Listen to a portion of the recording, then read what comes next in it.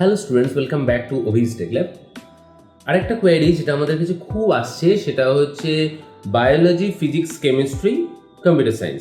অর্থাৎ আমরা ম্যাথটাকে বাদ দিচ্ছি, ম্যাথের জায়গায় computer science or computer application আমরা নিচ্ছি। এখানেও একই কথা বলি, তুমি যেহেতু ম্যাথটাকে বাদ দিচ্ছ, কম্পিউটার সায়েন্স আর কম্পিউটার অ্যাপ্লিকেশন যে কোনোটাতেই তুমি যেতে পারো। কোয়েশ্চেনটা হচ্ছে এই কম্বিনেশনটা কি বেটার, মানে এটা কি ভালো কম্বিনেশন?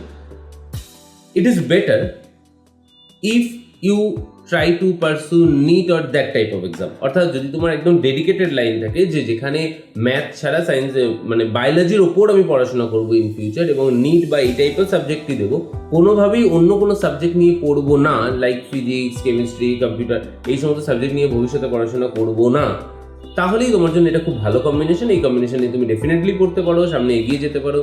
কিন্তু যদি মনে হয় যে আমি ফিজিক্স কেমিস্ট্রিতে পড়বো, সেক্ষেত্রে ম্যাথ ছাড়া তুমি প্রচণ্ড সমস্যায় পড়বে, প্রথম কথা।